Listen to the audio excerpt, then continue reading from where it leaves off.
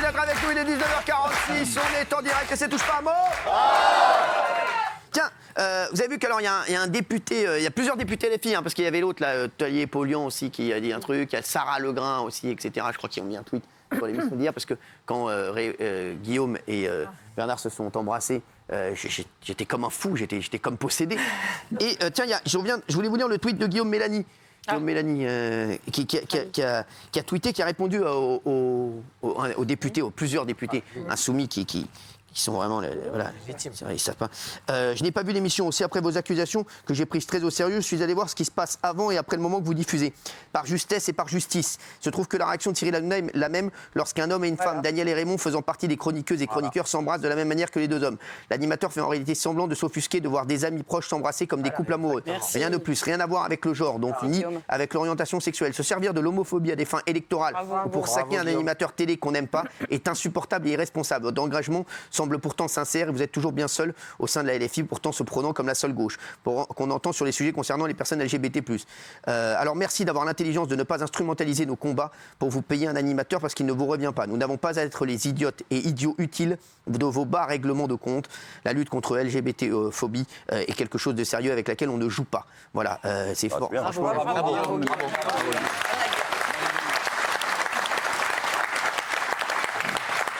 Ils sont vraiment ridicules. Gauthier Lebray est avec nous.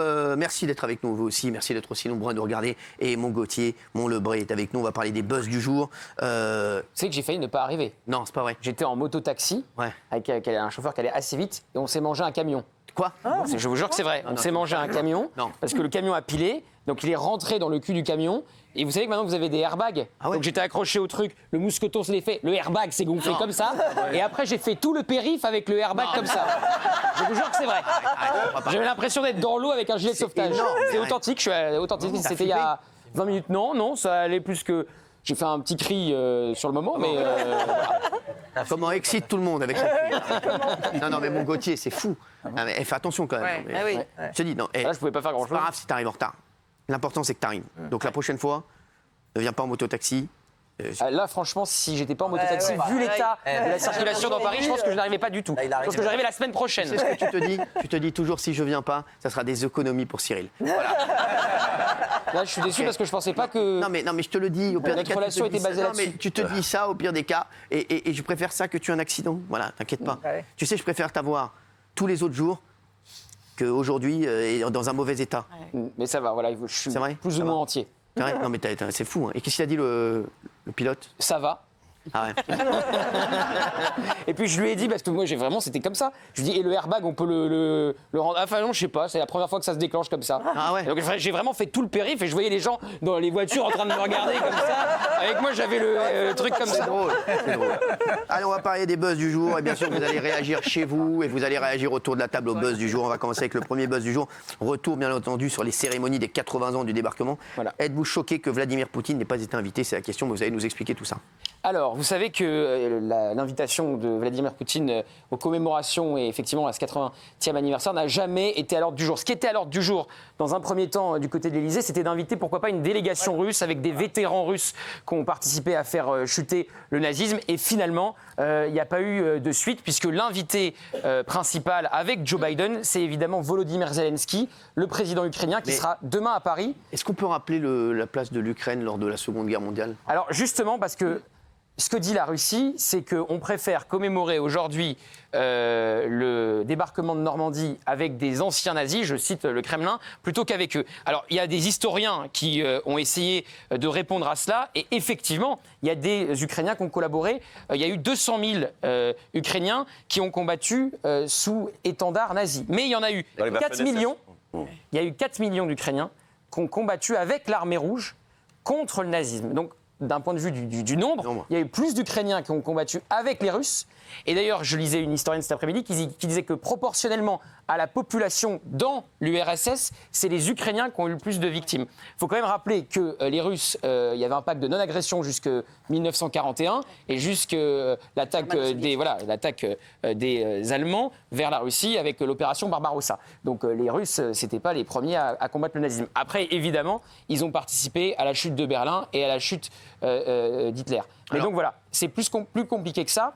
Et encore une fois, ça aurait été évidemment impossible que Vladimir Poutine et Volodymyr Zelensky se croisent sur les plages de Normandie au moment où on est. faire un choix. Oui, Voilà, il fallait faire un choix. Il fallait faire un Une choix. délégation, ça aurait été bien. Il fallait faire un choix. Une délégation était possible. Jean-Michel, alors Jean-Michel, oui, vous Il fallait faire un choix, on a fait le mauvais, malheureusement. Voilà, parce que les Russes, c'est eux qui ont le plus de morts pendant la Seconde Guerre mondiale. 20 millions de morts. Les États-Unis, un peu moins de 400 000. 20 millions de morts. Donc c'est le plus gros contingent de morts de la Seconde Guerre mondiale. Sans l'attaque des Russes en 1944, juste après le débarquement du côté de la Biélorussie, le débarquement aurait échoué parce que du coup ils ont concentré une grande partie des forces allemandes sur le front de l'Est, empêchant Hitler d'envoyer des unités de Panzer vers le débarquement. Donc ils ont sauvé le débarquement et voilà, et on préfère inviter Zelensky qui, en dehors de l'événement qui les occupe aujourd'hui, de la guerre qui évidemment, on est tous derrière l'Ukraine évidemment, voilà, ils ont quand même ils ont un rôle quand même très trouble pendant la Seconde Guerre mondiale. Donc inviter. Vous imaginez quand même Poutine croiser Joe Biden, Poutine croisé comme si de rien n'était. C'est impossible. Voilà, peut-être que ça aurait pu justement être bénéfique. Non, ce qu'il aurait fallu, moi je pense, effectivement, parce qu'on ne peut pas rayer comme ça d'un coup de trait la délégation. le rôle des Russes à l'époque. Et donc une délégation aurait été la solution alternative. C'est-à-dire que Poutine n'est pas là, on distingue bien et on récompense, entre guillemets, et on commémore ceux qui ont donné, qui ont versé le sang pour... J'étais avec Sidney Ohana, vous savez, le chirurgien, là, il y a quelques jours, on était au restaurant, on sortait dehors pour fumer une cigarette, et quelqu'un arrive, quelqu'un qui est visiblement en situation de désespoir, et Sidney Ohana lui donne gentiment un billet pour lui dire, pour manger, etc. Et il lui dit, je suis ukrainien, etc. Et Sidney Ohana lui a dit, je te donne 10 € pour t'aider, pour que tu t'achètes quelque chose, etc. Mais sache que je haïrai à jamais ton peuple. Voilà, que je n'oublierai jamais qu'ils ont massacré ma famille. Une des plus grandes Shoah de l'histoire, ça s'est passé à Kiev, où il y a eu plus de 30 000 Juifs qui ont été tués par balle dans une fosse comme ça. Il n'est pas responsable de Bah non, il n'est pas responsable. Parce qu'à ce moment-là, à chaque fois que tu croises un Allemand, alors... Il y avait Olaf Scholz tout à l'heure. Tu te rappelles que le plus grand... L'Europe a été construite justement pour qu'il y ait une émétier franco-allemande. Sinon, tu vois... Il fallait inviter les deux à ce moment-là. Et encore une fois, je suis désolé, mais il y a des historiens qui contredisent ce que dit le Kremlin d'un point de vue du nombre. Il y a eu des Ukrainiens qui ont collaboré et qui ont combattu sous étendard nazi, mais beaucoup moins que ceux qui ont combattu avec l'armée rouge contre le nazisme. Non, mais c'est important de le dire. On ne dit pas la Shoah par balle, il y a une Shoah par balle. S'il vous plaît, on va avoir le sondage, s'il vous plaît, parce que vous êtes bien sympa, mais vous êtes bien sympa. Vous êtes bien sympa. Le sondage, merci, le sondage. Là, c'est Vladimir Poutine que je vois derrière. Donc ça n'a rien à voir avec un sondage. Donc le sondage. Il est bien. Ils ont eu un avis tranché sur Rien ne marche ici, on va continuer, mais c'est vraiment des guignols. L'erreur, c'est qu'il y a 10 ans, il y a François Hollande qui a invité Poutine. Il avait déjà alors qu'il avait déjà annexé le Donbass. Et effectivement, soit il ne fallait pas l'inviter à l'époque, mais je pense qu'aujourd'hui, en revanche, c'est le bon choix de ne pas l'inviter. Moi, je vous le dis, je pense que ça aurait, au contraire, peut-être pu faire avancer les choses. Et est-ce qu'il serait venu si l'invitation avait été mise? Vous imaginez le camouflet pour la France? Si Emmanuel Macron émet une invitation et qu'il ne vient pas? Mais malgré les cyberattaques contre nous, malgré les campagnes d'intimidation... Moi, je suis toujours pour le dialogue et peut-être qu'ils auraient pu se parler et qu'à la limite, Gilles, t'es un peu d'accord avec moi là-dessus? Moi, j'étais sur non, mais c'est-à-dire pour moi, je vais vous le dire clairement, on ne l'invite pas, mais on ne fait pas de cérémonie. On ne peut pas faire une cérémonie sans l'Union soviétique. Est-ce que vous invitez Volodymyr Zelensky ou pas? Non, moi, j'aurais pas invité. Il n'a rien à faire là, donc j'invite personne. J'invite personne, je fais la cérémonie où je n'invite pas M. Poutine et je ne fais pas de cérémonie. Je trouve que ça rime à rien. L'Union soviétique, pendant la Deuxième Guerre mondiale, s'il n'ouvre pas le front de l'Est, mais on ne gagne pas le débarquement. Moi, je suis un peu d'accord avec Gilles Verdez. Je suis désolé, on ne fait rien. Exactement. Moi, j'aurais rien fait. On est en guerre, l'Europe est en guerre, il y a la guerre, on ne fait rien. L'Europe est en guerre. C'est la dernière fois que sur une année en 4, on a des vétérans encore vivants. C'est heureux qu'on l'a fait aussi. Avec les vétérans, mais pas avec les femmes. Voilà, on les honore. Exactement, on les honore. Mais tous ces présidents-là, alors que, encore une fois, sans l'Union soviétique, ça se trouve, on serait encore dirigé par des nazis. Oui, mais aujourd'hui, c'est aberrant. N'oubliez pas le pacte de non-agression non plus. Je dis non pour Vladimir Poutine parce qu'on est en guerre avec lui et il faut être cohérent. En revanche, une délégation de députés, de France n'est pas vétérans. de diplomates. La France n'est pas en guerre avec Poutine. Non, on n'est pas en guerre.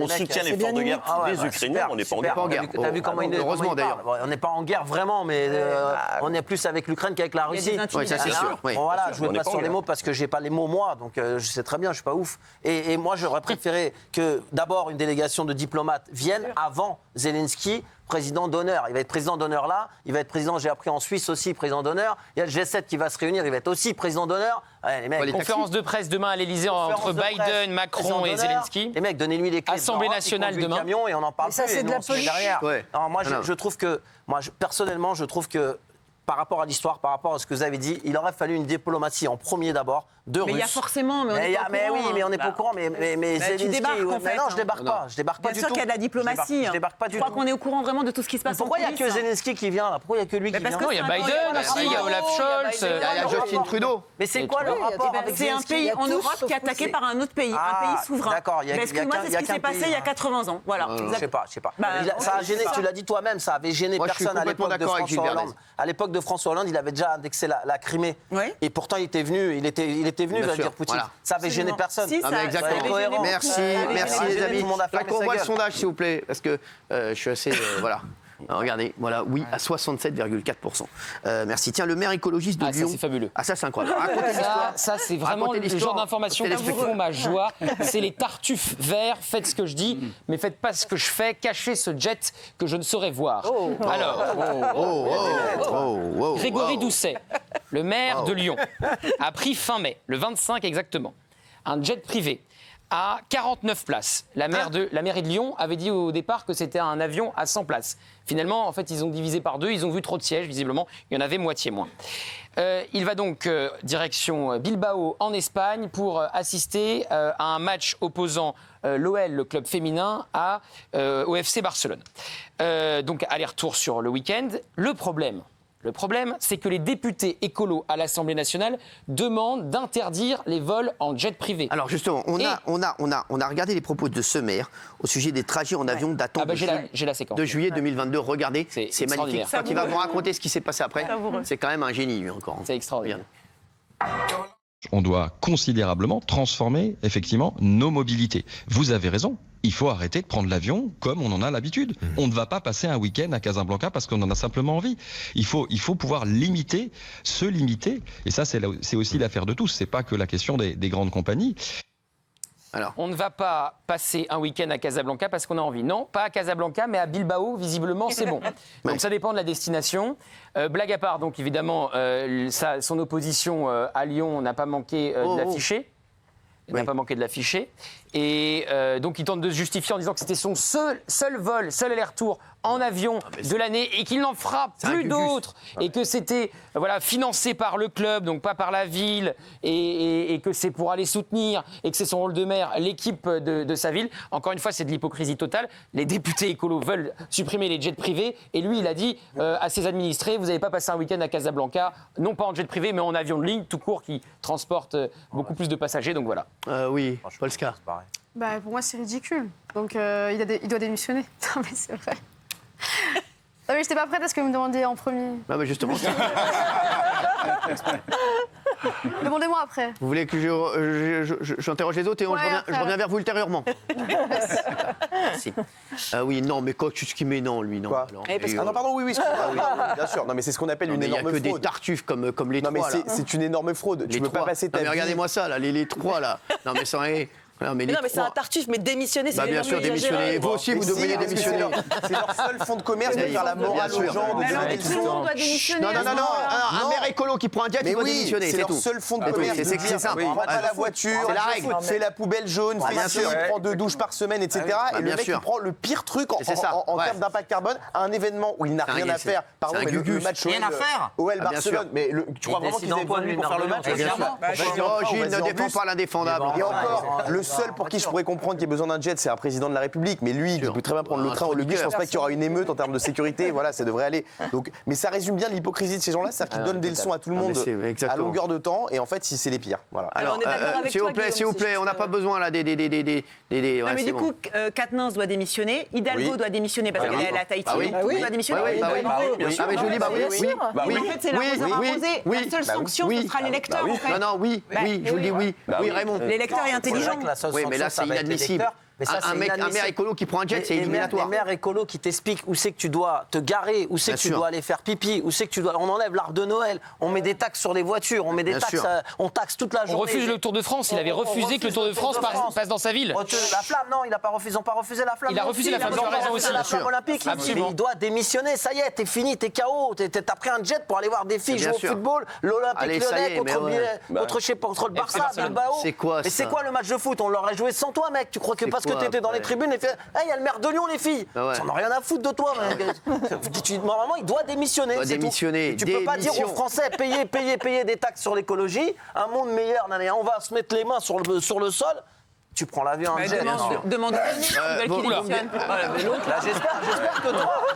S'il vous plaît. Chute à l'arrière. C'était sa meilleure intervention du soir. Chute à l'arrière du peloton. Bernard Montiel nous a quittés. Attends, 2 minutes. Pardon. Jean-Michel. C'est une nouvelle fois l'ambiguïté de Gilles. Ça aurait été un maire. Pas parlé encore, hein. Oui, je sais ce que tu vas dire, malheureusement. Ça aurait été un maire. Tu veux me laisser parler d'abord? Non. Merci. Ça aurait été un maire du Rassemblement national qui commettait ce genre de bourde, pas sur l'écologie, mais sur autre chose, tu aurais immédiatement crié au scandale qu'il fallait qu'il démissionne. Excuse-moi. Dans n'importe quel. Skier au scandale, c'est une belle station là-bas. Crier au scandale. Dans les pays nordiques. C'est à quelle hauteur le scandale? T'as été skier au scandale cet été? D'accord. Et donc, dans les pays nordiques qui sont les plus vantés comme les plus grandes démocraties, ce genre de choses, le maire démissionne, on n'a même pas besoin qu'on réclame des démissions. Lui-même, il démissionne tout de suite. Alors, et toi, évidemment, tu cautionnes. Vous voulez qu'on voit la justification du maire qui dit, on a la vidéo où il dit qu'il le fait qu'une fois par an. Oui. Non, Il a de la morphe. C'est comme moi, c'est comme mon fils quand il pète, il dit c'est la première fois que ça m'arrive. Oui, j'ai répondu favorablement à l'invitation de l'OL féminin de monter dans le même avion que les joueuses blessées, les familles, les soutiens. Oui. Voilà. Mais je crois que ma place en tant que maire était à leur côté d'abord. J'ai pris solennellement aussi l'engagement devant vous et devant les Lyonnaises et les Lyonnais que je ne prendrai l'avion qu'une seule fois par an.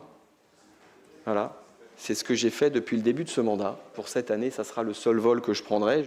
Il paraît que Lyon, c'est devenu terrible. Hein. Il a déjà pris 2 des vols, surtout parce qu'il a fait l'aller-retour. J'imagine qu'il n'est pas rentré à vélo. Ah bah t'as raison. Ah bravo. À bicyclette. Oui, merci. Bravo, monsieur le maire. Qu'aurait-on dit? Fais gaffe, on va te faire sortir. Non mais je te dis, on va te faire sortir. Je peux... Non, mais vas-y mollo l'astico. N'exagère pas non plus. Vas-y mollo l'astico, n'exagère pas non plus. Tu es déjà assez ridicule comme ça. Bravo, monsieur le maire. Et je vous le dis, qu'aurait-on dit si le maire de Lyon n'allait pas dans l'avion affrété par le club, avec les sponsors, les soutiens, des décideurs, il va à Bilbao, il voit des gens pour des affaires. Je me rappelle d'un maire Renaissance qui avait pris un jet, vous avez crié au scandale. Je me rappelle très bien, je vais ressortir l'article. Ressortez. Il est allé voir jouer son équipe de foot. Tu vas voir le cul sale, tu vas voir. Il est allé voir jouer son équipe de foot. Arrête un peu d'aller voir jouer ton équipe de foot, espèce de guignol. Arrête un peu, t'es un guignol, arrête. T'es un guignol aussi. Pourquoi je suis un guignol? Il n'y a pas des Lions Bilbao. 11 heures de train. Pas du tout. Alors, il fait Lyon-Paris, Paris-Barcelone. Il n'y a pas des vols réguliers. C'est le club qui l'invite. Maintenant, le maire de Lyon doit refuser l'invitation du club, faire un casus belli. Le club m'invite, je n'y vais pas. Et vous délirez. Tu es pour l'interdiction des jets privés. Quand tu es pour l'interdiction des jets privés, tu montes pas dans un jet privé. Un jet privé, c'est pas un jet privé. 49 places. Non, c'est bien sûr que. Dis pas de bêtises, je connais. Mais qu'est-ce que tu connais au jet privé? On a déjà pris des jets privés. Et vous en avez déjà pris? Alors voilà, on est à égalité. Et ben voilà. On est à égalité. Ah ben voilà. Alors, fais gaffe de ne pas prendre un jet 27 dans la gueule. Discutons en Trignard. Non, mais je t'explique. 49 places, c'est un jet privé. Oui, bien sûr. Tais-toi. Tais-toi parce que c'est un jet privé. Exactement, ça a Falcon 50. C'est un Embraer ERJ 145. Je connais très bien, écoute-moi bien. Je te dis, 49 places, c'est un jet privé. Je connais très bien. Bon, ok. Arrête un peu, c'est pas un avion de ligne. Il n'a pas été à l'aéroport avec tout le monde. Non, il a été à l'aéroport avec le club. Mais c'était pas un aéroport. C'est pas Transavia. C'est un vol régulier, c'est un vol affrété. C'est pas un vol régulier. Il n'était pas. T'allais pas sur l'affiche, il part dans combien de temps le vol de 49 personnes? Cyril, donc arrête tes conneries. Mais sincèrement, d'où un maire ne doit pas accompagner. Mais c'est pas un maire le problème. C'est pas un maire. Il est contre les jets privés. Il dit tous les jours qu'il faut pas prendre de jet privé et lui il en prend un. Mais c'est un fou. Il refuse l'invitation du club. Il doit être cohérent avec lui-même. Pas du tout. Il dit je vais y aller, mais je vais prendre un vol régulier. Je prends pas de jet. Je suis désolé, je prends pas de jet. Il est en train. Ah oui. Ils veulent l'imposer. Même pas de vol régulier. Explique-lui, Gauthier, s'il te plaît. Ça serait un maire. Mais bien sûr. Qui ne serait pas dans. Qu'est-ce qu'il raconte comme. Qui ne donnerait pas des leçons à tout le monde en permanence. Le problème, c'est que les députés écolos sont pour l'interdiction des jets privés et lui, il va plus loin, puisque lui, il n'est pas non seulement pour l'interdiction des jets privés, il demande à tous les Français de ne pas faire un aller-retour en avion, même de ligne, pour un week-end. Exactement. Non seulement il fait un aller-retour pour un week-end, mais en jet privé. Donc il est en double contradiction avec lui-même. C'est ça qui est insupportable. Double contradiction. Non, mais lui, la double contradiction, il est en quadruple contradiction. Il a inventé pour ça. Attendez, priorité au direct. Polska se réveille. Priorité au direct, apparemment, elle veut parler, elle a trouvé ses mots. Alors, qu'est-ce que vous voulez? Alors, j'ai beaucoup réfléchi. Ah ouais, bah, écoutez, c'est bon. Merci. Arrête-toi là, c'est parfait. Pas mieux. C'est bon, merci. On fera pas mieux là. Non, on fera pas mieux là, franchement, c'est bon. Non, mais j'ai trouvé une comparaison qui pourrait parler à tout le monde. Ah. Du coup, je me suis dit, c'est comme s'il y avait un militant vegan qui donnerait qui donnait des leçons à tout le monde et qu'on le choperait en flagrant délit en train de bouffer des wings. Eh bien, c'est inadmissible. Très bon exemple. Pas mal. Très bon exemple. C'est pas mal. Pas con. Ah là, c'est pas con. Vous avez vu? Donnez du temps un peu, c'est tout. Vous avez du caca sur les doigts, mais vous avez. Vous n'avez pas de la limonade dans le cerveau. Franchement, bravo. Franchement, c'est vrai. Non, mais c'est vrai. Tu vois, c'est vrai. Ça, c'est sûr. Bravo. C'est décourageant pour toutes les personnes écolos, même les gens qui ont envie de changer un peu à leur petite échelle, qui trient les trucs dans la poubelle jaune, qui prennent moins de douches, etc. Et ils voient qu'un des leaders des Verts, en un trajet, ruinent tous leurs efforts. Moi, j'ai envie de lâcher l'affaire quand je vois ça. Bien sûr, Gilles, sois un peu crédible. En 2022, il allait à Turin en train parce que c'était possible. Mais à Bilbao, c'est pas possible. Qu'est-ce que j'en ai à foutre? Mais pas du tout, tu peux y aller. Bilbao, j'ai des copains. Faut passer par Paris. Vous êtes allé en train de Bilbao. Et alors, tu fais Lyon-Paris, l'avion, c'est 1 heure. Et après, tu fais Paris-Barcelone. Mais vous croyez vraiment qu'il va démissionner? Non, mais il démissionnera jamais. Les mecs, tant qu'ils peuvent prendre, t'inquiète pas, il va rester jusqu'à ce qu'on le déloge. Mais il paraît qu'il est très mal parti. Pareil qu'à Lyon, c'est catastrophique, il va sauter lui aussi, comme Anne Hidalgo. Ah, je peux te dire que toutes les villes écolos, c'est compliqué. Ah ben bien sûr, toutes les villes écolos, c'est catastrophique. Ah mais je le dis. Je veux bien parier avec vous. Bah, je parie tout ce que tu veux. Tu paries quoi? Qu'il est réélu. On parie qu'il sera pas réélu? Ouais. Bah, arrête un peu, t'as parié que Dortmund allait gagner la Ligue des Champions. Non, ça c'est pas vrai, c'est faux. Cyril, c'est faux. Allez, arrête un peu là. Vous voulez pas parier avec moi? Je parie avec toi tout ce que tu veux. Merci. Je connais beaucoup de Lyonnais, t'inquiète pas. Oui, mais avouez tu qu'il connais est à Lyon, réélu, toi. 88. C'est vraiment... C'est des cons, évidemment, comme d'habitude. J'ai jamais dit ça, Jean-Michel. Vous êtes con, mais pas les gens. J'ai jamais dit ça. Je pensais qu'il devait démissionner, moi. Mais arrête un peu, tu te ridiculises, mon Gilou. Allez, alors on va parler de Fanny Ardant. Ça, c'est un beau sujet aussi. Une interview explosive dans les colonnes de... Fanny Ardant, c'est une très grande actrice. Immense. Ah, bien sûr. Qui a joué dans... La femme d'à côté, Vivement Dimanche. Ah ouais, quoi, avec Michel Drucker? Non, avec Jean-Louis Trintignant. La femme d'à côté, c'était qui? La voisine, quoi. La femme d'à côté, c'était elle. Ah oui? Mais c'est Gérard Depardieu, l'acteur. Ah ouais, je me rappelle. Faux. Enfin, je l'ai pas. Ni avec toi, ni sans toi. Mathilde. Elle est actuellement au théâtre. C'est bon, merci. Bah, moi, donc, elle donne une interview à Causeur d'Elisabeth Lévy, une interview explosive dans laquelle elle défend Roman Polanski puisqu'elle est à l'affiche de son dernier film et elle critique très vivement le mouvement MeToo. Et il y a aussi le sous-titre qui fait polémique, qui n'est pas d'elle, MeToo Cinéma, le festival de Cannes. Alors ça, c'est un titre d'Elisabeth Lévy. Donc j'ai eu Elisabeth Lévy au téléphone cet après-midi et elle m'a dit, tu diras à Cyril et aux téléspectateurs que pour moi, MeToo est une religion et donc que j'ai voulu blasphémer et que c'est un blasphème.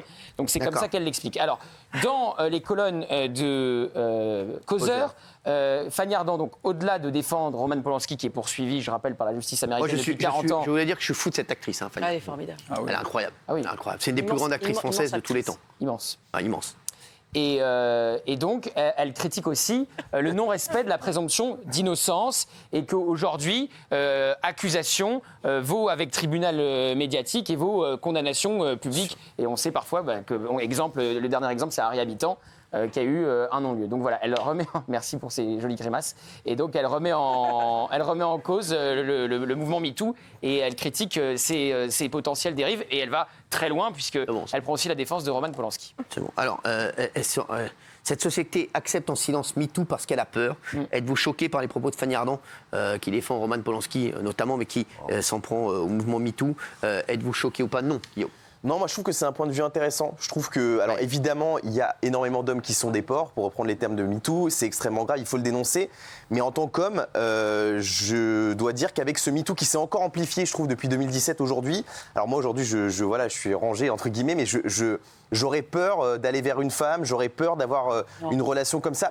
J'ai le droit de te donner mon témoignage. On sent un climat qui est très compliqué, qui peut canceller complètement une carrière pour une simple histoire avec une femme. Et je pense que ça a changé beaucoup de choses dans les relations hommes-femmes, dans la société, au travail. Vous avez des hommes qui n'osent plus prendre l'ascenseur avec une femme, par exemple. Donc je pense qu'en ça, oui, on a peur de MeToo, en fait. Je pense que c'est très bien de dénoncer les dérives, et il y en a énormément, mais les hommes ont peur de MeToo, et je parle en tant qu'homme, mais oui, j'ai peur de MeToo. Enfin, plus maintenant, parce que je suis concerné.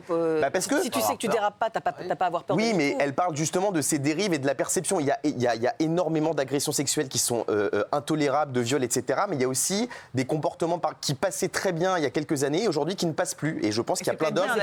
C'est très bien que ça passe plus. Oui, mais pas que. Non, moi je trouve qu'effectivement, je suis assez d'accord avec Guillaume. Je trouve que sa prise de parole est intéressante. Après, il y a vraiment un combat entre la jeune génération et l'ancienne génération. Elle fait malgré tout partie de l'ancienne génération. Et oui, la libération de la parole des femmes, ça a été primordial. Mais oui, force est de constater, et on en parle souvent ici, qu'il y a aussi les ayatollahs du MeToo et qu'il y a eu forcément des dérives et que je trouve que c'est très très compliqué aussi d'être un homme aujourd'hui dans cette époque-là, même si l'homme risque beaucoup moins que la femme malgré tout. Et après, je pense qu'en défendant Roman Polanski, en sous-texte, elle défend surtout Gérard Depardieu, qui a été aussi l'homme de sa vie, qui est quand même dans la tourmente aussi pour plein de cas de femmes. Et je trouve que c'est très compliqué aujourd'hui, en tant qu'homme, évidemment, de se positionner par rapport à ça, parce que je trouve que les rapports dans la séduction, qu'est-ce qu'on a le droit de faire, qu'est-ce qu'on s'autorise de faire, comme je l'ai souvent dit ici, les footballeurs, par exemple, font signer des chartes aujourd'hui à leur conquête pour savoir qu'est-ce qu'on a le droit de faire, est-ce que j'ai le droit de faire ça avec toi, est-ce que je peux te prendre comme ça, dans telle position et tout ça. Tout doit être validé en amont parce qu'il y en a qui sont fait ça avec Daniel Moreau. Écoutez, vous avez bien fait parce que c'est risqué.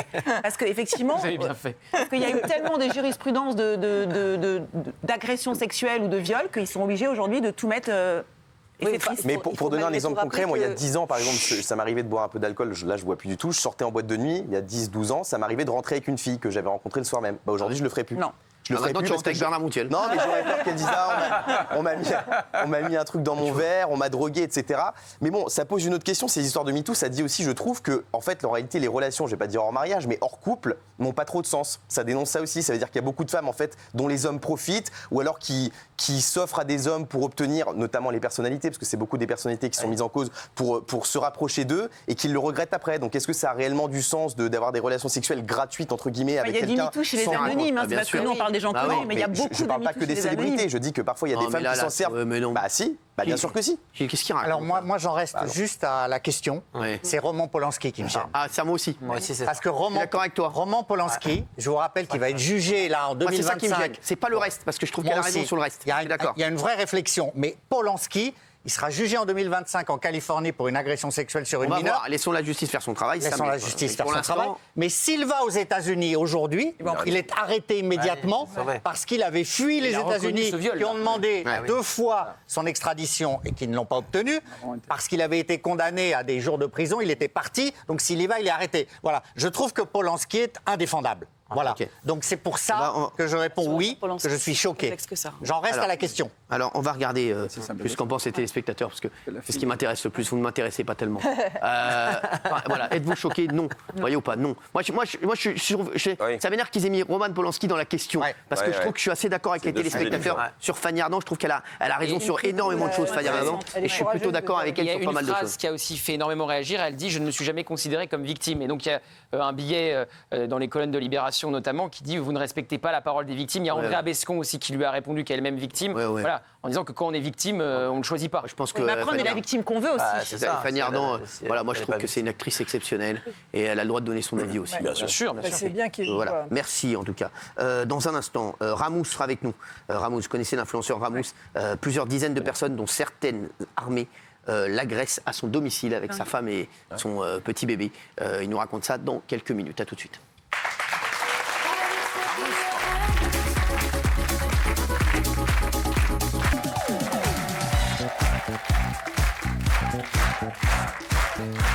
Merci d'être avec nous. Il est 20h22. On est en direct, bien entendu, dans Touche pas à mon poste. Merci d'être là. Merci d'être aussi nombreux à nous regarder. Dans un instant, plusieurs dizaines de personnes, dont certaines armées, agressent l'influenceur Ramous à son domicile alors qu'il était avec sa femme et son bébé. Il va nous raconter tout ça dans un instant quand les équipes lui auront montré où sont les escaliers pour descendre. Juste avant. Oui. On en est là. La ville de Paris est-elle si sale que ça? 2 petites secondes, je voudrais qu'on parle de ça. Tiens, Gilles Verdez, il a levé la tête comme ça, comme un jmeul. On parle souvent du manque de propreté à Paris et de ce qu'est devenue la ville depuis l'élection d'Anne Hidalgo. Mais ça donne quoi dans les autres villes? La ville de Paris est-elle la ville la plus sale d'Europe? On en parle tout de suite puisque on a des infos. Chaque année, sachez que la mairie de Paris débourse 570 millions d'euros pour nettoyer la ville. La ville prévoit même de doubler ce budget d'ici 5 ans. Mais il nettoie quoi en fait? Parce que Madrid a opté une autre politique. Il contraint ceux qui jettent leurs déchets sur le sol à payer une amende d'au moins 750 euros. À Paris, c'est presque 6 fois moins, 635 euros. La stratégie de Madrid semble fonctionner car les habitants trouvent que leur ville est plus propre qu'il y a 10 ans. Et c'est vrai que je suis allé à Madrid. C'est incroyable. On parlait hier de Madrid. Exactement. Bah non, parce que j'ai vu une étude qui disait que Madrid, c'était incroyable par rapport à la France et que Paris était certainement la ville la plus sale d'Europe. Voilà, je vous le dis. Oui, mais on est aussi responsable. Je vais vous dire parce non, on n'est pas responsable. Moi, ce que je vois, ce que les gens peuvent balancer, les gens ils sortent des bars, ils balancent leur mais c'est pas eux qui sont responsables des travaux, c'est pas eux qui sont responsables de la saleté, c'est pas eux qui sont responsables des rats, et c'est pas eux qui sont responsables de la Seine, et c'est pas eux qui sont responsables de toi. Après, il a raison. Comme Madrid, augmenter les amendes, bien sûr, les incivilités, ça oui. Tu me disais un truc ce matin, je voudrais qu'on le dise aux téléspectateurs. Juste, c'est quoi le chiffre sur les JO, sur la cérémonie d'ouverture des JO? Parce que je l'avais demandé aux équipes, mais ils l'ont pas fait. Ils étaient encore en train de montrer les escaliers où étaient les escaliers à Ramous.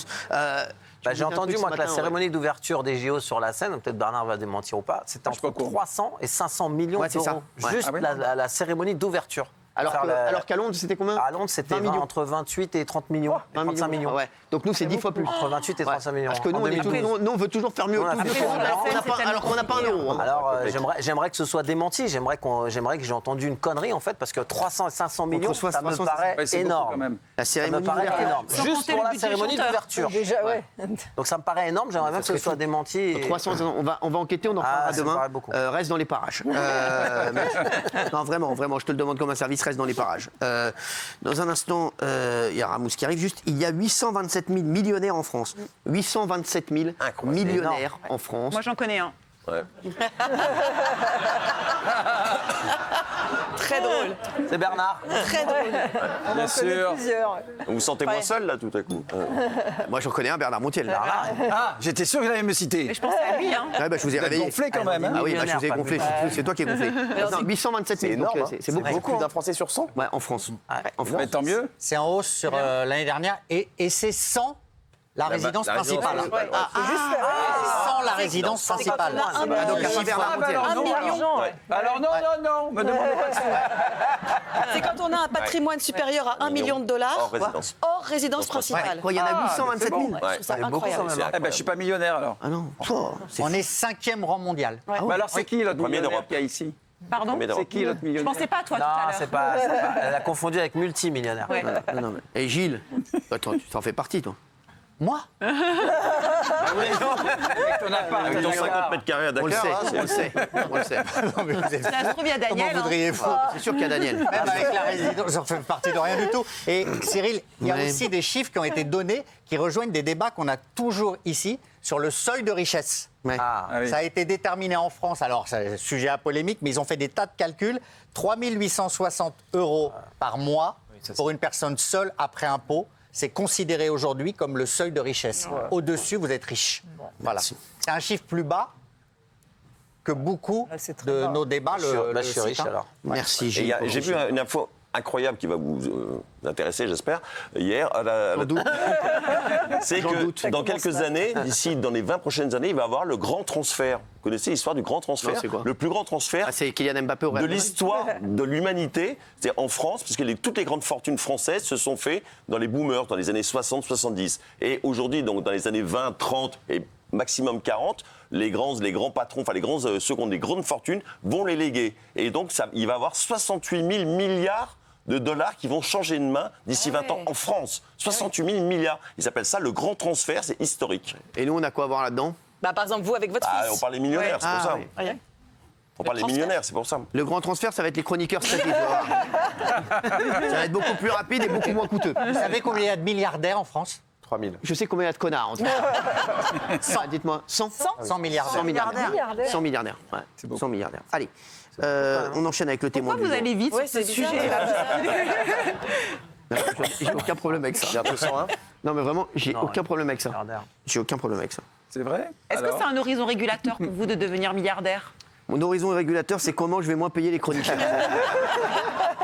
Moi, je suis sûre que vous allez y arriver. Non, milliard, c'est. Non, mais c'est une fierté. Mais non, mais soyez fiers, tête haute. C'est trop bien. Quelle réussite. Soyez américain, soyez fiers de votre magnifique. Yes, I am American. C'est trop bien. Vous pouvez pas lancer la pub parce que vous venez de la lancer il y a 5 minutes.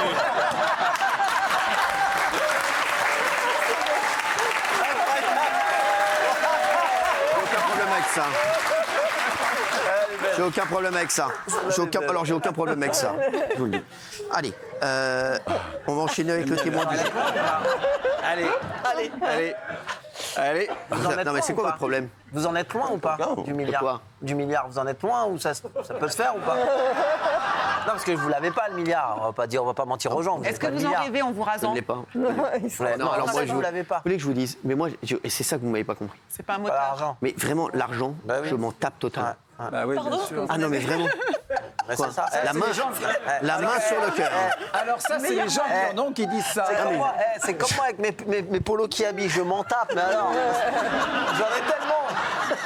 Je vais faire un œdème de quick, je crois.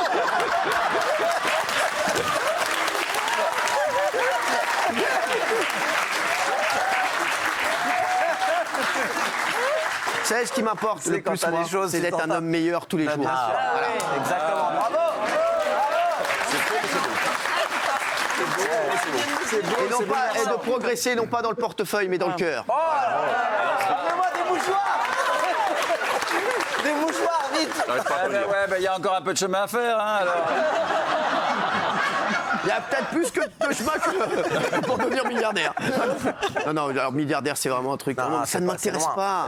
Ça ne m'intéresse pas. Jamais si ça vous arrive, ça vous traumatise ou ça va quand même? Oui. Ça arrivera quand ça arrivera, c'est tout. Et l'idée du partage, ça vous a abordé? Je partage, bien sûr qu'il partage déjà. On va partager déjà une pizza demain, ça va se calmer. Non, mais sérieux, moi je suis vraiment pas là-dedans. Moi je m'en fous total. Ouais. Vous pourriez faire cette émission bénévolement. Comme dit un pote, comme m'a toujours dit mon père, Il y aura pas tu de sais, steak, on peut manger qu'un steak. C'est pas parce que tu dis, mon père, tu vois, il en a rien à foutre de l'oseille, tu vois, il est comme moi. Enfin, il est plus comme lui, mais mon père, c'est vrai que moi mes parents, ils s'en foutent total. Ouais. Je te jure que c'est vrai. Mais vraiment, ils sont pas là-dedans. Et j'ai pris ça à deux. Non mais je vous jure que c'est vrai. C'est beau? Mon père, tu sais, il est médecin. Mon père, il pensait qu'il y a une chose. Il pense qu'il y a une chose, c'est guérir les gens. Que les gens se... moi, je pense qu'il y a une chose, c'est ouvrir mon cœur. Et du coup, est-ce que vous allez faire comme Warren Buffett ou par exemple Bill Gates, c'est-à-dire donner tout votre argent à des œuvres, je la donne déjà tous les jours à des gens. Ça sert à rien, tu sais, je vais te dire. Déjà, je fais déjà beaucoup. Allez, témoin du jour, on va avoir cette histoire incroyable. Notre ami Ramous, un influenceur, créateur de contenu qu'on a déjà plusieurs fois reçu sur ce plateau, qui a été agressé hier par plusieurs dizaines de personnes, parfois armées devant chez lui. Il nous a envoyé quelques images que sa femme a réussi à filmer. On les regarde et on accueille ensuite Ramous qui est là. Ça va tout nous raconter. Et encore une fois, c'est un truc de fou. Merci, regardez. Non mais je m'en fous, j'ai tout vos visages, je vous le dis. Mais on a fait la guerre. Donc faites attention à ce que vous faites. Ils viennent en bande devant chez moi. C'est normal ou pas? C'est normal ou pas? Mais oui, si tu veux, tu vas voir. Tu vas voir, par là rien du tout, prends pas. Ton visage il va tourner. Ton visage, tous vos visages ils vont tourner. Mon bébé il dort en haut de moi. Ils viennent en bas devant chez moi, en bas, ils toquent à la porte et tout. Mon bébé il dort. Mon bébé il dort. Alors, bonsoir Ramous, merci d'être avec nous. Qu'est-ce qui s'est passé en fait? On n'a pas compris.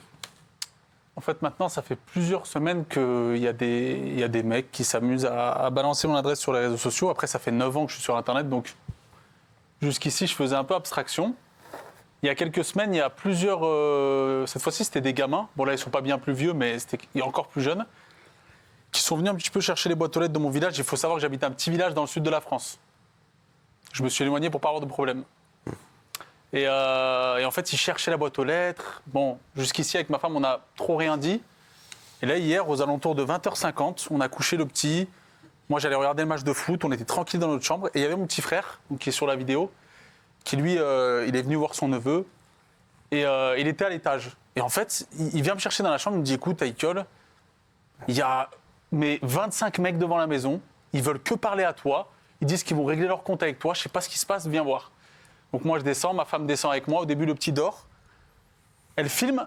Parce que c'est moi qui lui dis, filme, on ne sait jamais ce qui peut se passer. Si quelqu'un me tape, si moi je range, ils essaient de rentrer, filme. Et quand je sors, ils me sortent une version, mais j'en ai vu des poissons pas oxygénés, mais là il y avait les moins oxygénés du bocal, vraiment. C'est-à-dire qu'ils me disent, ouais, attends, je vais faire la vraie voix. Alors t'as vu, on est venu parce qu'une fois j'ai mis ton adresse sur les réseaux et tu m'as dit, ouais, va te faire voir et tu m'as bloqué de ton live. Je lui dis, du coup, tu voulais un café, qu'est-ce que tu veux? Ouais, on est venu pour régler nos comptes, tu vas voir ce que c'est la rue, la vraie. Ils habitent un petit village à côté d'Aix-en-Provence. Hein. C'est les plus gentils d'entre nous. Hein. Oui, on est venu régler ton compte. Donc ma femme sort, elle est un peu apeurée, mon frère sort. Le petit commence à pleurer, on l'entend par la fenêtre. Elle rentre pour chercher le petit, elle filme. Moi, je sors dehors, il y en a un qui sort un couteau et qui me dit, maintenant, on fait comment?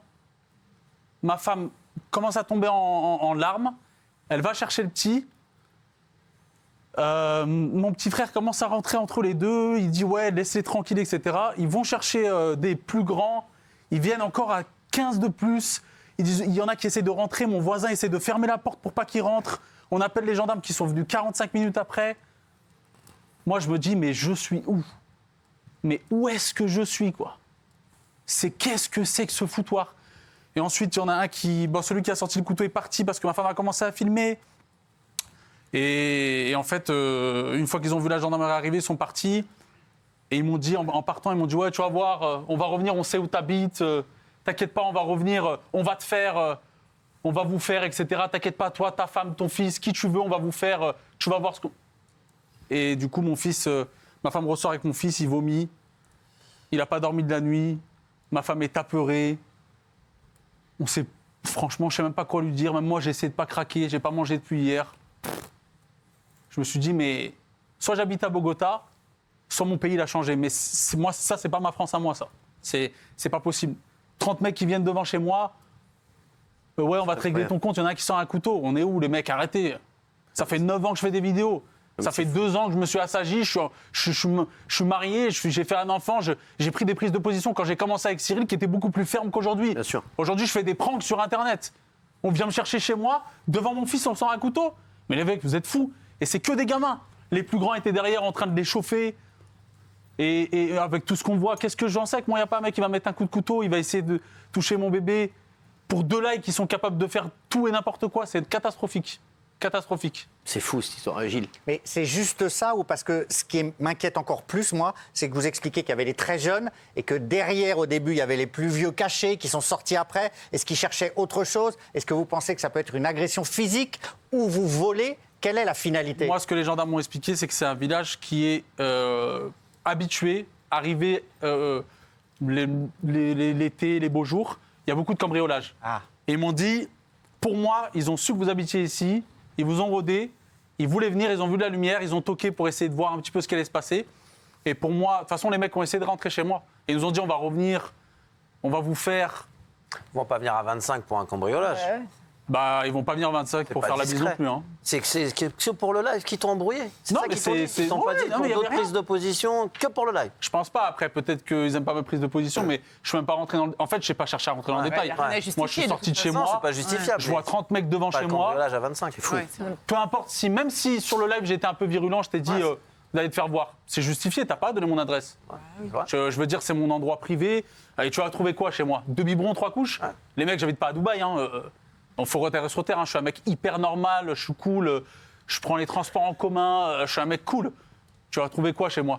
Et ma femme, la pauvre. Bref. Je sais que c'est un moment difficile pour Ramous.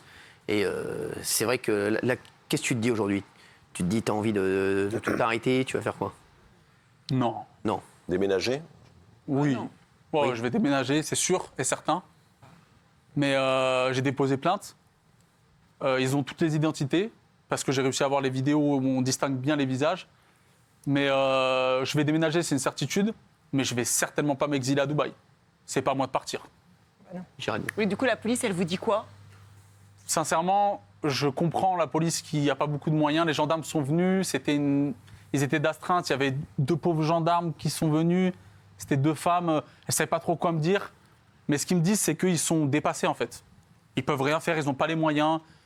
Il y en a certains qui sont mineurs, donc ils peuvent rien faire. Ils vont les mettre en garde à vue, ils vont ressortir le lendemain sans rien. Ils me disent, en fait, monsieur, on peut rien faire. Et quand je leur ai dit, mais il n'y a pas un trouble à l'ordre public, ils me disent, si, mais monsieur, vous êtes sorti, vous avez crié. Vous avez aussi troublé à l'ordre public. OK. Donc j'aurais dû rester chez moi, dire, allez-y, les mecs, on fait un tagine. Rentrez, prenez ce qui vous plaît. Hein. C'était terrifiant. Ta femme, elle en est où, là? Elle veut plus rester ici. On est amoureux de notre pays, on aime la France, avec tous ses défauts. Mais franchement, si j'étais un peu faible, je partirais loin, parce que c'est pas possible.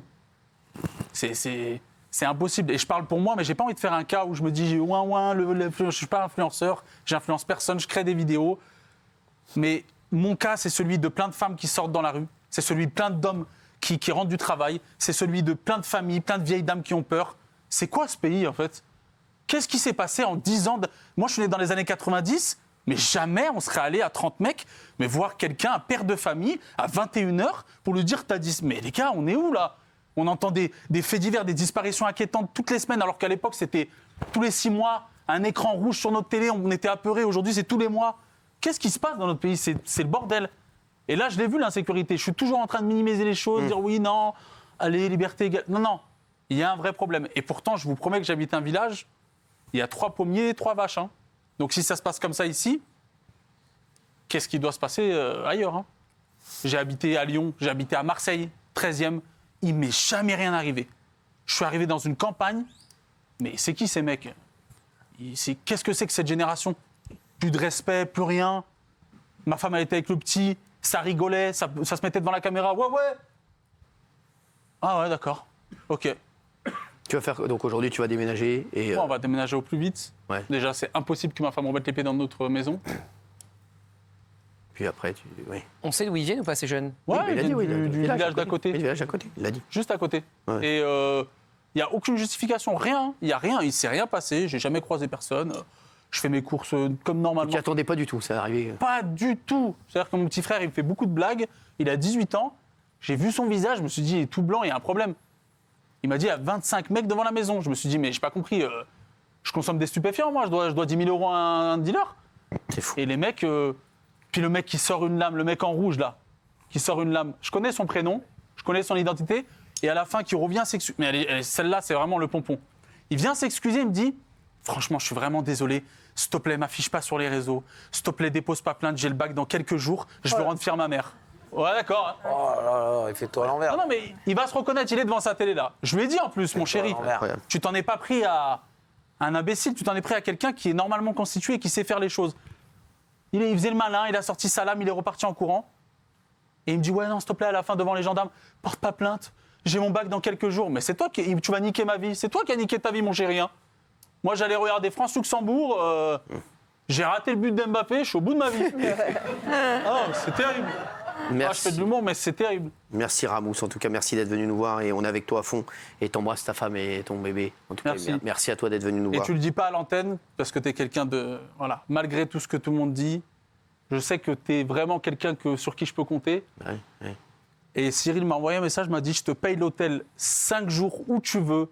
Un hôtel de classe à Paris, vous restez éloigné de tout. Et je vous protège et je vais vous aider. Merci, moi. Tu sais que je suis avec toi, tu fais partie de la famille, tu le sais. Voilà. Merci. Et t'embrasses fort ta femme et ton bébé. Je t'embrasse, mon chéri. On se retrouve dans un instant. Et là, vous allez voir encore qu'on marche sur la tête. Merci, mon Ramous. D'être avec nous, il est 20h49. On est bien sûr en direct, c'est Touche pas à mon poste. 4 Français sur 10 vont au restaurant chaque mois. Est-ce que vous en faites partie? C'est le petit chiffre du jour. 4 Français sur 10 vont au restaurant chaque mois. Bah, bien sûr, puisque vous êtes blindés aux as. Un homme oublie son python dans un bus à Rouen. Jean-Michel, vous avez pris le bus à Rouen. Merci, regardez. C'est horrible. Il a fait les communautés. Bon, en fait, il est descendu, il est toujours là.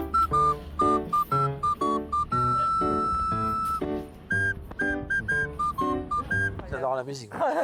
Une fois de plus, la France perd un titre. La France a été détrônée au classement des gastronomies mondiales. C'est l'Espagne et l'Italie qui lui volent la vedette. Bah oui. Voilà, on était premier, il nous restait plus que ça. Et ben même ça, on est devenu 3e. Voilà. Comment vous dire qu'on est en train de tout perdre. Et Gilles Verdez est toujours content. Une étude montre que dormir avec ses chaussettes favoriserait le sommeil. Favoriserait peut-être le sommeil, mais pas la ken. Non mais c'est vrai, franchement, qui dort avec ses chaussettes ici? Moi, je vous dis la vérité, moi je dors. Tout nu? Nu avec des chaussettes? Non, je dors juste avec un boxer, c'est tout, tu vois. Parce que j'adore me réveiller le matin et je me regarde comme ça et tout. En toute humilité. Ouais, tu vois. Ouais, j'adore. Et puis je mets un miroir sur mon lit. Ah oui, c'est ça. Je m'allonge. Je me regarde dormir comme ça. C'est mythique. C'est mythique. Passez un soir. Ce soir, par exemple? Non, pas ce soir, ça merde pas. Non, mais c'est vrai, moi je dors en slip sans rien. Quelle que soit la saison. En boxeur, ah ouais. Même l'hiver. Quelle que soit la saison. Ah ouais, c'est bien. Quelle que soit la saison. Ah ouais. Moi, je dors en chaussures. Ah ouais? Ah merde. Si le mari rentre, je peux me marier.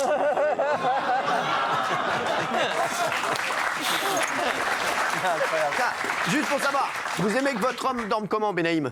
Il est comme vous. Il est en. Ah ouais. Il est en boxeur. Pareil. Pareil. Vous? Bah merde. Bon. Bah lui, il est dans un cercueil, son mec. Donc forcément, c'est bon. Caleçon, t-shirt l'hiver parfois. Caleçon, t-shirt, ouais. Sans rien. Quoi, Daniel, il dort en calbute. Ouais, enfin Mais boxeur. serré, parce qu'il y a deux types de caleçons. Non, Boxeur, ouais. le moulant. Le truc sexy. Ouais, j'adore moi. Et puis moi, c'est comme ça. Et puis j'ai toujours. Les gens ont l'impression que j'ai toujours la télécommande dans mon slip. Mais pourquoi vous dites les gens? Il cherche à changer de chaîne. Les gens qui passent. Les gens qui passent. Les chéris, faire du sport en couple permettrait d'améliorer la vie sexuelle. Le sport. Eh ben écoutez, Daniel, c'est ce qu'il te reste à faire. De l'escalade. Non, mais c'est faire du sport et regarder le sport aussi ensemble. Ça compte les deux. Ah ouais. Alors si on regarde Roland Garros ensemble, enfin si vous regardez Roland Garros avec une amoureuse ou une prétendante, bah du coup ça favorise. Ah ouais. Ouais, non.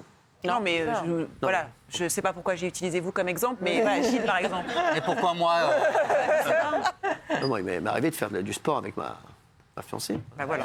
À l'époque. Mais pas de regarder. Pas de regarder. Non, ça tue Je ne regarde pas. Vous avez vu qu'il y a une comédienne, Trina McGee, qui annonce être enceinte à l'âge de 54 ans, Daniel. À quand ton premier bébé? Non, mais c'est vrai. Il y a un plan, là, 54 ans, exactement. Ouais, elle est belle. Elle est belle, 54 ans, elle est enceinte. C'est fou ça, Gilles. Elle a déjà 3 enfants adultes. Ouais, et là, il y a un 4e. Voilà, et puis elle est avec un producteur qui lui-même a un enfant et il cherche à avoir sans aide médicale un enfant. Et là, elle est enceinte, donc elle est ravie. Voilà. Il y a des chercheurs qui ont enquêté sur le pire SMS à envoyer. Et franchement, je suis grave d'accord avec les chercheurs. Le pire SMS à envoyer, écoutez bien les chéris, à 20h52 en direct, c'est « on peut parler ?» Et c'est vrai que ça, moi je me rappelle, moi j'étais un petit peu animateur dans des clubs de vacances, et combien de fois c'est la pire chose, c'est la meuf qui te prend par le bras. On peut se parler 2 minutes. Dans 2 minutes, là, je finis la soirée. Après, on va parler tout ce que tu veux, d'accord? Non, mais c'est insupportable. Et le SMS, on peut parler. Vous voulez pas qu'on envoie? Moi, j'ai envie d'envoyer tout mon répertoire. On peut parler. C'est énorme. C'est les mecs qui vont dire, t'imagines, en plus, ils reçoivent déjà tous les mecs du bureau venir. On peut parler, c'est chaud. On peut parler, c'est vente panique. Non, mais c'est fou, franchement. Parce qu'on imagine tout de suite le scénario catastrophe. On peut parler, ça veut dire, mais pourquoi tu me dis? Si tout va bien, tu dis de quoi on parle. Si ça va pas, tu dis pas. Faut que je te parle ou on peut parler? Non, il faut que je parle. Il faut que je te parle. Ça dit tout et ça dit rien. On peut parler. Ça dit tout et ça dit rien. C'est insupportable. De toute façon, toi, sur ton bebop, tu reçois pas les Sur le Minitel. C'est vrai, tu vois, elle, franchement, c'est quoi le dernier message? Non, mais sans rien, t'as jamais communiqué par SMS avec un mec, en fait? Ah bah non. Jamais? T'as jamais fait des sextos? Bah non. J'adorerais en plus. Quoi, t'adorerais faire des sextos? Moi, j'adorerais, vous voyez, qu'on soit, par exemple, là, on se ferait des sextos et sans que personne autour le sache. Ah, mais t'emmerdes pas avec ça. Non, mais ça doit être. Non, mais ça doit être hyper.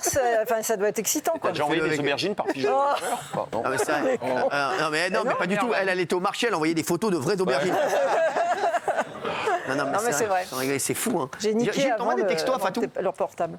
Très peu. Et d'ailleurs, elle me le reproche. Ah ouais. Elle me dit, tu m'envoies des textos que pour organiser des trucs. Ah ouais, ou, tu commences à me saouler. Mais moi, le problème, c'est que quand on voit un texto, j'imagine tout de suite ta voix. Donc, Merci.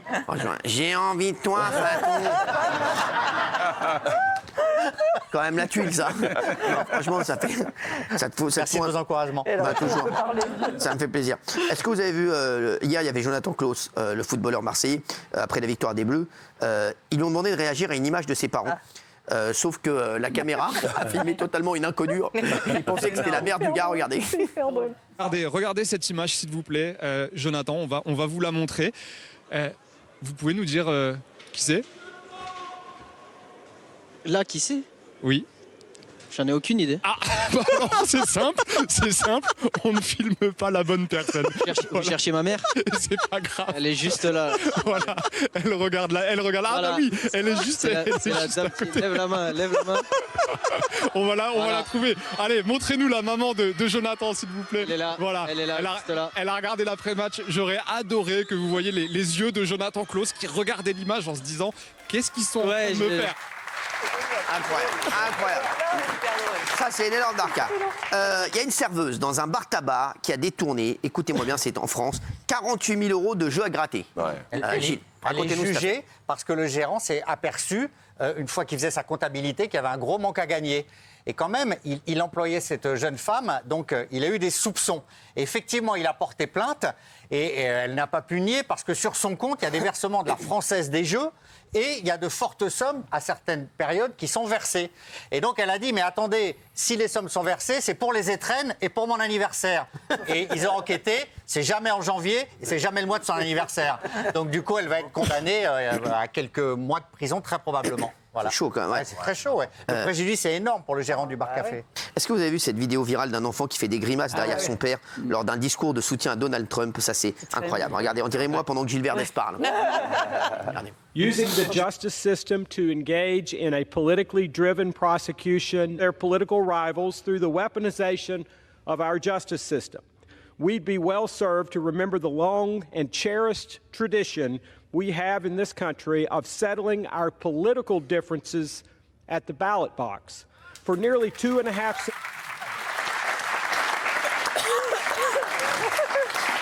C'est incroyable ça. Incroyable.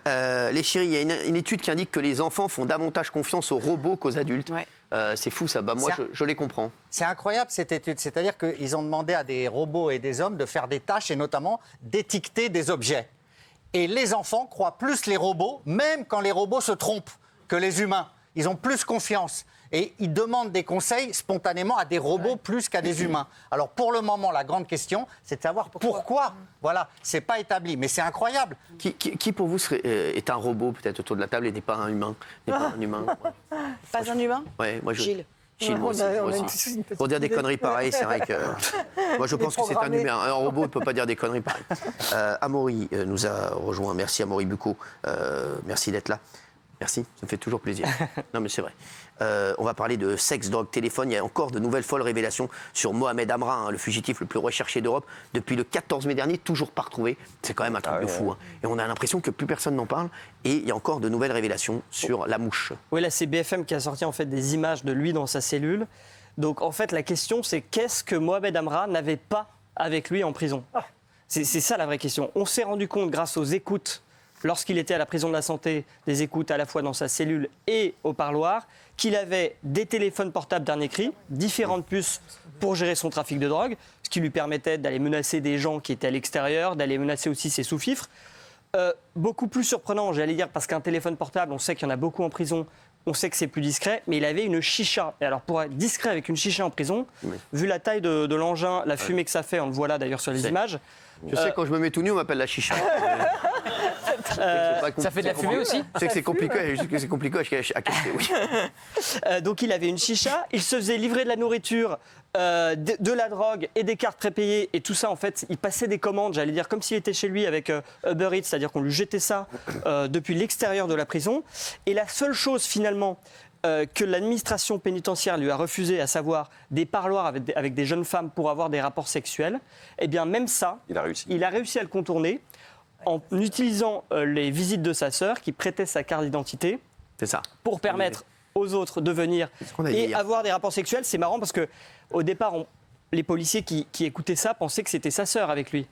Et puis, ils notent cette phrase. Lors de cette entrevue, ils auront, selon toute vraisemblance sonore, un coït expéditif qui démontrera qu'ils sont amants. Et effectivement, là, ils comprennent que c'est a priori pas sa sœur et que ce sont en fait des jeunes femmes qui se font passer pour sa sœur pour aller le voir. Et alors, finalement, la question qu'on peut se poser après tous ces éléments, c'est puisque Mohamed Amra avait tout en prison, pourquoi cette évasion spectaculaire? Pourquoi vouloir partir alors que finalement il avait des filles, de la drogue, son trafic qui tournait, etc. Et la réponse, elle est proposée par un journaliste du Parisien. C'est vrai qu'il avait déjà été condamné en 2017 pour des faits qui remontaient à 2017. Il était mis en examen pour des faits extrêmement graves de 2022 et 2023. Et donc il savait à peu près certainement qu'il allait passer les 15 prochaines années de sa vie en prison, avec des mesures très strictes, et que 15 ans en prison, votre trafic, même si vous êtes très autoritaire, que vous avez des téléphones, les gens ils finissent par se substituer à votre autorité, et il allait perdre son pouvoir. Est-ce qu'on a des nouvelles en tout cas? Est-ce qu'on sait que si ça avance, si l'enquête avance, si on est sur la piste ou pas du tout? En fait, on n'a rien du tout parce que tout l'enjeu pour la police, c'est d'en dire un peu, mais pas trop. Exactement.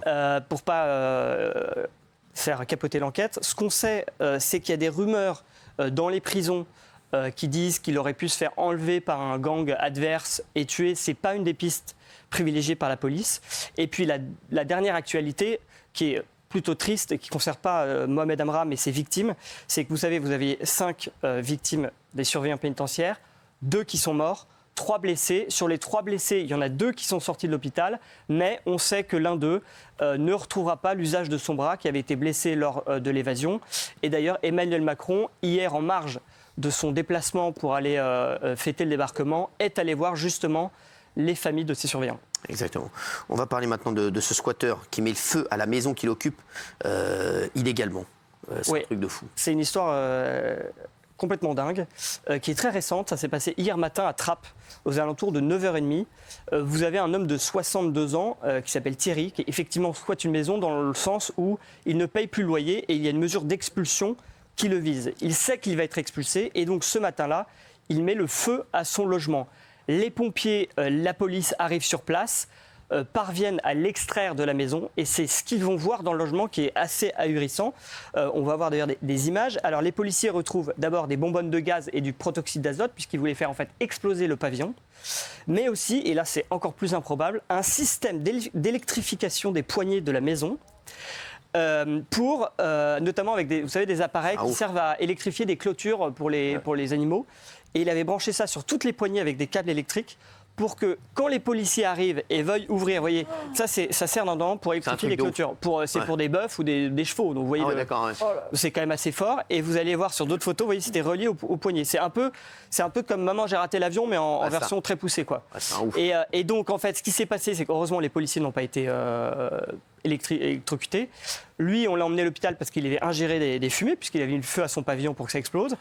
Et sur le chemin, il a expliqué très clairement aux pompiers qu'il voulait tuer l'huissier de justice qui devait l'expulser. Et donc, résultat, hôpital, on est allé le chercher à la sortie de l'hôpital pour le mettre en garde à vue pour tentative d'homicide. Et j'allais dire heureusement, parce qu'il y a une enquête de voisinage qui a été menée comme souvent dans ces affaires. Et on se rend compte qu'il était en conflit avec tous ses voisins et qu'il avait dit à un voisin 2 ans avant qu'il voulait faire péter des bonbonnes de gaz. Ah, d'accord, bon. Encore un taré. Ouais. On va parler, alors ça, écoutez bien mes chéris, à 21h02, même 3 maintenant, on va vous parler de ces nouveaux stratagèmes de cambriolage de plus en plus répandus. Faux plombiers, faux policiers, on va vous raconter tout ça et faites extrêmement attention. Amaury, qu'est-ce qui se passe actuellement? Oui, alors en fait c'est un phénomène, je vais vous parler d'un fait divers qui s'est passé hier, mais il faut comprendre que ce n'est pas un fait isolé, que c'est un vrai phénomène. On appelle ça les vols à la fausse qualité dans le jargon policier, les VFQ. Donc hier ça s'est passé vers midi dans une petite commune de Saint-Augustin dans la Seine-et-Marne. C'est là qu'habite Jean, 94 ans, je l'ai eu au téléphone avant de venir. Il est retraité, il est vulnérable, c'est ses enfants qui s'occupent, vous voyez, de lui un peu pour l'administratif et tout ça. Et à midi, eh bien, il y a quelqu'un qui sonne à sa porte. Derrière, il y a un plombier qui lui dit bah voilà, il y a des fuites dans la rue. Le voisin, ça vient pas de chez lui, ça doit venir de chez vous. Je vais faire un petit contrôle du compteur d'eau. Donc, il le laisse rentrer. Tout va bien jusque-là. Et là, qu'est-ce qui arrive? 2 policiers qui se présentent justement comme une brigade spécialisée et qui lui disent c'est un faux plombier. C'était un faux plombier d'ailleurs. On vient l'interpeller et qu'il interpelle devant lui. Un des policiers s'en va avec le faux plombier, l'autre reste avec lui pour discuter, pour voir un peu les suites de l'affaire. Et là, Jean se dit bon, je vais appeler le commissariat pour en parler avec eux. Et quand il fait ça, eh bien, le policier part en courant. Et donc là, il se rend compte qu'en fait, non seulement c'était un faux plombier, mais ceux qui sont venus l'arrêter, c'était aussi des faux policiers. Alors, résultat des courses, Jean s'est quand même fait voler des bijoux, heureusement pas d'une grande valeur, mais parfois c'est beaucoup plus grave que ça. Et surtout, je vous dis, ça touche toute la France avec des scénarios très sophistiqués qui s'adaptent en fait à la cible. Et qui peuvent être extrêmement pointus. Je vais vous prendre quelques exemples. Et ça, c'est important. Écoutez bien à 21h05, parce que ça, vraiment, faites très très attention. On va vous donner tous les exemples grâce à Amaury et grâce à Gilles aussi, qui a des infos là-dessus. Allez-y, Amaury. Par exemple, vous avez des travaux dans votre rue, vous entendez le marteau-piqueur, c'est l'enfer, etc. Vous avez bien ça en tête. On sonne chez vous, vous arrivez à la porte, vous voyez qu'il y a une flaque d'eau en dessous de vos pieds. Et il y a un type avec un casque de chantier, des chaussures de chantier boueuses qui vous dit bah voilà, je travaille dans le chantier, je suis désolé, on a touché une canalisation. Il faut absolument de toute urgence que j'aille voir si c'est chez vous. Il y a de l'eau qui coule dans l'immeuble. Et là, qu'est-ce que vous faites? Voilà, vous êtes méfiant, mais vous dites bon, il y a de l'urgence. Vous le laissez rentrer. Alors, soit lui vole directement et s'en va, soit s'il n'arrive pas à voler ce qu'il veut, c'est là qu'intervient la combinaison des scénarios. Ce qui peut se passer, par exemple, ce n'était pas le cas avec Jean, mais ça peut arriver. Il part avec un objet. Vous ne l'avez pas vu qu'il a volé un objet, mais il a un objet. Il revient menotté avec des policiers qui vous disent c'est bien à vous cet objet. Vous dites ah bah oui, merci, merci. Et là, les policiers, ils sont malins. Ils se disent alors écoutez, c'est très simple. Ce type, il a cambriolé partout avant vous. On va faire le tour de l'appartement et vous allez montrer ce qu'il y a de valeur chez vous. Et alors là, c'est incroyable. Alors, ce qui se passe, c'est que soit ils sont souvent deux, soit vous en avez un, vous lui montrez, et puis vous allez de pièce en pièce, puis l'autre derrière, il ramasse. Très simple. Mais donc, si vous avez des super cachettes, ça ne sert à rien. Et puis, soit, alors ça arrive aussi, ça c'est extraordinaire, ils disent, bah, écoutez, pour les bienfaits de l'enquête, on a besoin de prendre les objets, on va les mettre sous scellés, on va les emmener au commissariat pour l'enquête, et donc on vous les rendra dans quelques jours. Et en fait, ils partent avec les objets de valeur, et bien sûr, ils ne les rendent jamais. Alors, il y a aussi des... Alors moi, je vous dis ce qui est arrivé à une personne âgée également, une histoire folle que je vais vous raconter, et faites bien gaffe. 11h30, il y a donc un monsieur qui appelle une personne âgée qui lui dit oui, oui, vous êtes bien à telle banque, etc. Parce ils font les poubelles en fait. Donc ils font les poubelles, donc ils regardent tel nom. Ils disent vous êtes bien à telle banque, etc. Ils disent oui, je suis bien à telle banque, etc. Oui, il y a eu un gros problème sur votre carte. Il y a eu 10 000 euros de prix sur votre carte. Il faut que vous veniez tout de suite au siège, par exemple, de la BNP, tout de suite à la Défense. Mais il dit, à 11h30 du soir, oui, il faut venir tout de suite au siège de la BNP à la Défense, à 11h30, à 23h30. Mais non, mais c'est pas possible, je vais pas venir à 23h30 au siège de la BNP. Bon, écoutez, attendez 2 petites secondes, je vais voir ce que je peux faire, mais je vais vous rappeler, mais c'est extrêmement grave ce qui se passe autour de vos cartes bancaires, etc. Je vous rappelle. 10 minutes après, le mec rappelle, oui, j'ai pu m'arranger pour vous, je vais vous envoyer 2 agents de la banque exceptionnellement en bas de chez vous, et ils vont régler tout ça. Donc là, qu'est-ce qui se passe? Vraiment, c'est des personnes âgées, je vous dis, et donc qu'est-ce qu'ils font? Ils envoient 2 gars, ils disent à 23h30, voilà, les 2 gars, donc il y a 2 gars qui se présentent en bas de l'immeuble, et ils disent au mec, oui, descendez toutes vos cartes bancaires et on va voir tout ça et on va quand même juguler ce qui se passe autour de vos cartes bancaires puisqu'apparemment il y a de l'argent, il y a de l'argent qui est détourné. Donc ils sortent avec les cartes et s'ils lui disent les mecs, donnez-nous tous les codes des cartes, donnez-nous vos cartes, on va tout régler, c'est bon, vous inquiétez pas, demain matin tout est réglé. Le mec va se coucher, bien entendu il est tranquille, il se dit j'ai vu 2 gars. Bon, le lendemain, c'est un carnage, forcément. Il a donné les cartes, il a donné les codes des cartes. Et c'est vrai que ça aussi, c'est un truc qui arrive en région parisienne et c'est un truc de fou. Et ça, ce qui est fou, c'est que dans ces cas-là, les banques ne remboursent pas forcément parce qu'elles disent, en fait, nous, on met en place des process de sécurité que vous avez contournés. Exactement. On vous a jamais dit de le faire, c'est pas nous qui vous... Et donc, vous vous êtes fait vous-même piéger. Mais j'allais dire, c'est comme avec je vous disais, le faux plombier, le faux policier. En fait, ce qui est terrible, c'est que vous collaborez avec eux. Et ça se fait sans violence. Vous avez l'impression de vous tirer d'une situation compliquée. Et derrière, c'est l'enfer. Et même moi, là, je vous disais, j'ai appelé ce monsieur, l'agent qui se fait avoir hier. En général, moi, quand j'essaie d'appeler les victimes, elles me disent, mais qu'est-ce qui me dit que vous êtes un vrai journaliste? Parce qu'en fait, vous méfiez de tout le monde. Et quand vous avez 94 ans, que vous faites avoir comme ça, alors que vos seuls moments de joie, c'est justement les gens qui passent chez vous. C'est pour ça que vous êtes moins méfiant et que vous devenez méfiant. Vous vous renfermez sur vous-même et ça peut être terrible après. Les scénarios sont fous. Gilles, est-ce qu'il y a d'autres choses pour les téléspectateurs? Il y a des tas de villes qui lancent des alertes en ce moment. Il y a une hausse exponentielle en Ile-de-France, à Strasbourg aussi, près de Strasbourg, dans le Bas-Rhin. Toutes les professions sont visées. Il y a aussi des faux agents EDF. Alors ça, il faut en parler aussi. Alors, coupure de courant, par exemple. Ils arrivent maintenant à couper le courant. Coupure de courant. Donc, ils arrivent chez vous, agent EDF, avec la tenue EDF. Vous avez un problème, le courant est coupé. Donc, à ce moment-là, vous êtes quasiment dans le noir. C'est vers la fin d'après-midi en hiver. Donc, ils viennent et évidemment, pendant que l'un va vers le compteur EDF, montrez-nous le compteur en urgence. Dans ces cas-là, qu'est-ce que vous faites? Une personne âgée, toujours vulnérable, vous allez au compteur et pendant ce temps-là, dans le noir, l'autre fait les pièces d'à côté et vous liquide tout et ils repartent. Vous restez dans le noir, mais vous êtes complètement désabusé parce que vous avez l'impression que les professions sont vraies. Ils craignent maintenant des fausses arnaques à la poste parce qu'ils craignent que des uniformes de postiers, de facteurs soient volés. Et en fait, au moment des étrennes particulièrement, ils craignent aussi maintenant qu'il y ait des faux pompiers qui viennent demander des étrennes. En fait, c'est l'arnaque à la fausse qualité qui se développe partout. Et parfois, vous n'avez même pas un métier. Vous avez des gens qui se présentent comme des faux voisins. Et vous êtes une dame âgée, vous êtes un ou même des faux amis. Écoutez bien ça aussi, les faux voisins. Et des faux amis qui vous disent « Mais comment ça va? Ça fait 30 ans qu'on ne s'est pas vu. » Et puis la personne a avoué, peut-être Alzheimer ou elle ne sait pas trop. Elle dit « Ah bah oui. » Enfin, elle n'ose pas braquer la personne en face. Elle la fait rentrer, elle lui fait prendre le thé. C'est juste un escroc qui rentre chez elle et qui lui vole tranquillement. C'est un truc de fou. Aux jardiniers qui passent dans les rues aussi. Ça se développe énormément. Ça, France. Vous avez dans les zones pavillonnaires des gens qui arrivent et qui sonnent à la porte ou qui marchent et qui vous voient. Je suis là pour faire votre jardin. Est-ce que ça vous intéresse, etc. En fait, si vous le faites, vous êtes susceptible de dire oui, bah tiens, oui, j'ai un problème de jardinage, etc. Et si vous faites ça, la personne, elle va s'introduire dans la maison et par exemple passer par la cave pendant qu'elle jardine pour vous voler des objets. Quoi aussi? Ouais, les faux ramoneurs, moi c'est arrivé. Elle en est victime depuis 20 ans. Elle. C'est arrivé à ma femme quand elle veut. Ça fait des années qu'on veut la ramoner. Quand elle venait d'emménager chez moi, elle me dit il y a un ramoneur qui est venu aujourd'hui à la maison. Et je dis mais chérie, on n'a pas de cheminée. Et donc, c'était un faux ramoneur. Merci, très belle anecdote. Et moi, si je pouvais juste rajouter un petit commentaire sur ce phénomène, c'est que les victimes ne sont pas choisies au hasard. Souvent, en fait, ils repèrent des personnes âgées qui vont au marché, ils les suivent jusqu'à chez elles, comme ça, ils ont leur adresse, ils repèrent leurs habitudes, et c'est comme ça que ça se passe. Alors, on va parler de cette dernière histoire. Je n'ai pas pu me retenir en la voyant marcher en talons et en mini-jupe. Une femme lyonnaise violée par un migrant. Quelle histoire encore. Oui, c'est un Algérien en situation irrégulière qui a été condamné donc, ce mardi à Lyon à 8 ans de prison. C'est ce que révèle le journal Le Progrès. Et l'affaire est assez terrible, vous allez voir. Il y a plusieurs aspects dans cette affaire. Écoutez cette affaire qui est encore folle à 21h11. Ça se passe le 19 juin 2022 sur les quais de la Saône à Lyon. C'est un endroit très fréquenté, très apprécié des Lyonnais. On est au petit matin et là, vous avez une jeune femme qui sort de boîte de nuit, donc qui est habillée de manière légère, de tenue de fête, et qui tombe donc justement sur ce migrant d'une trentaine d'années qui aussitôt lui saute dessus. Et ce qu'il va dire à la justice, c'est qu'il n'a pas pu se retenir de la violer parce il l'a vu marcher en talons et en mini-jupe. C'est quand même extraordinaire. Donc là, il prend un tesson de bouteille, il lui saute dessus et il parvient à ses fins puisqu'il la viole à 3 reprises. Et ce qui est terrible dans cette affaire aussi, c'est que c'est la réaction de certains témoins.